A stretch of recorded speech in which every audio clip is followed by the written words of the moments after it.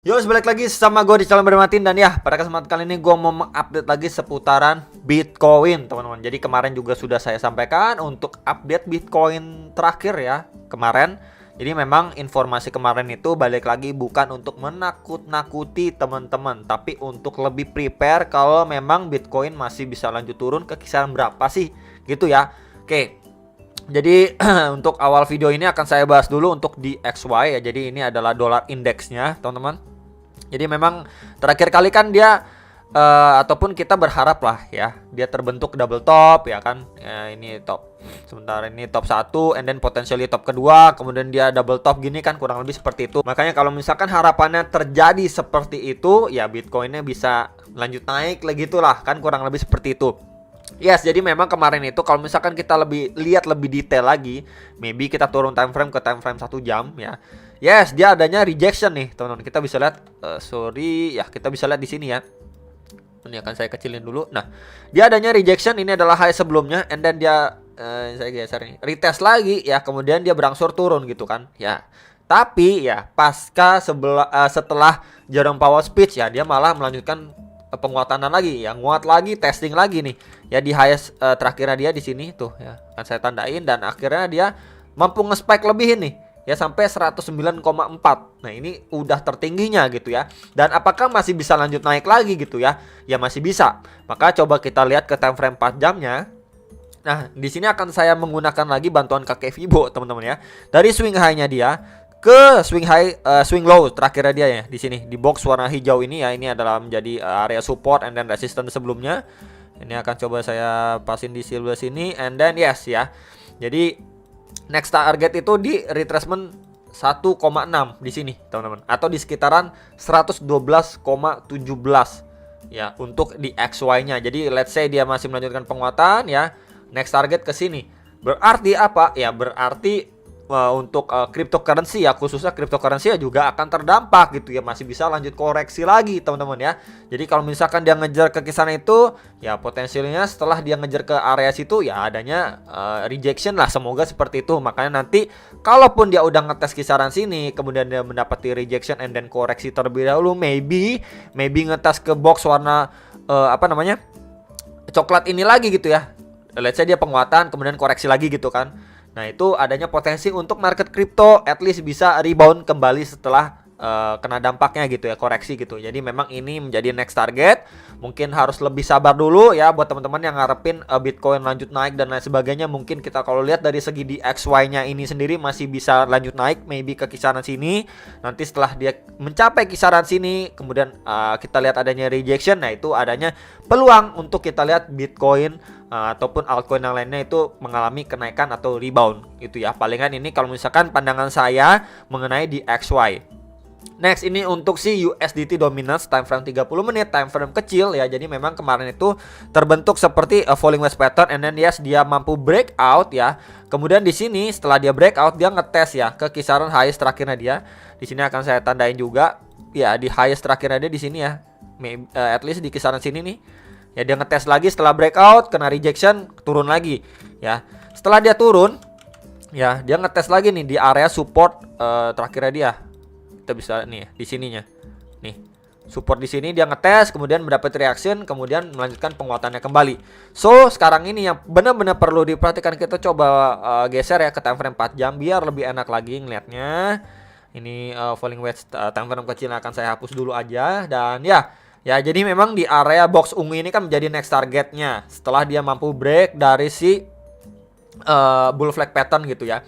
Ini dia udah mampu break. So, next target ke kisaran berapa, bro? Ya, ini menjadi area resisten kuatnya di box kuning. Ini di sekitaran 7,95 sampai 8%. Ya, sekitaran range area situ bisa diperhatikan sekali untuk menjadi target penting si USDT dominance. Ya, jadi hopefully kalaupun memang dia masih melanjutkan kenaikannya ya ke area sini, at least semoga teman-teman di kisaran sini dia mendapati rejection kembali seperti dua pergerakan sebelumnya ini pada tanggal kisaran 1 atau awal Juli, kemudian di 13 Juli ya dia mendapati rejection yang lumayan, kemudian retest lagi ke box ungu ini gitu ya. Di box ungu ini kisaran 7% sampai 7,12%. Ya, jadi palingan kalau misalkan dia masih lanjut penguatan, at least dia bisa lanjut naik ke box kuning ya, dan harapannya ketika dia udah retest box kuning adanya koreksi dulu ya. Makanya nanti kalau misalkan dia koreksi ya udah, untuk market kriptonya itu bisa dikasih napas dulu lah gitu kan, at least kurang lebih seperti itu. Sama seperti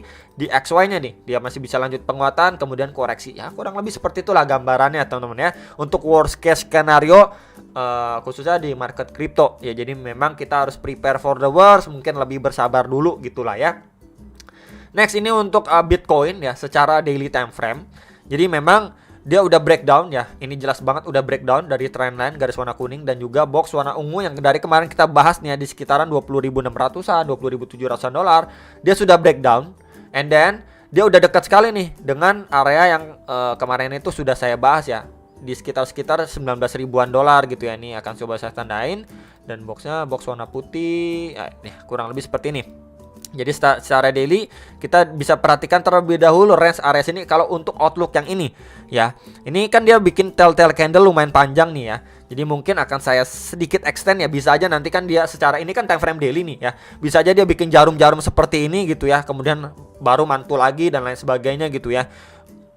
Kita bisa lihat untuk sebelum-sebelumnya, kemudian akan saya mungkin extend sedikit lagi ya. Maybe ya sampai segini lah. Ini range itu kisaran 18.600 sampai 19.200 dolar. Ya, jadi itu menjadi area krusial atau target next lagi Bitcoin ya, untuk dia melanjutkan koreksinya. Nah, semoga ketika memang dia istilahnya ngejar koreksi lanjutan ke kisaran area sini ya, mendapati reaksi teman-teman. Sekali lagi ya, semoga ketika dia lanjut turun ke sini adanya reaksi seperti sebelum-sebelumnya nih. Ya, ini mantul ya, di sini mantul juga ya, and then ini juga mantul gitu ya. Jadi semoga ketika harga di drop ke arah sini, kemudian orang yang sebelumnya sudah istilahnya dobrak, ya bukan dobrak sih, maksudnya beli lagi ya dengan sejumlah uang yang cukup banyak, akhirnya dia rebound signifikan di sini juga, di sini juga ya. Semoga juga nanti untuk yang keempat kalinya semoga seperti itu. Mungkin kalau misalkan dia lanjut turun seperti ini, kemudian mendapati reaksi untuk dia bisa at least rebound dulu gitu ya. Jadi kurang lebih seperti itu kalau misalkan outlook yang ini teman-teman ya. Jadi bisa aja ketika dia udah drop, kemudian dia mantul, cuman ngetes ke kisaran sini ya, ngetes ke kisaran trendline ini plus juga area support sebelumnya nih.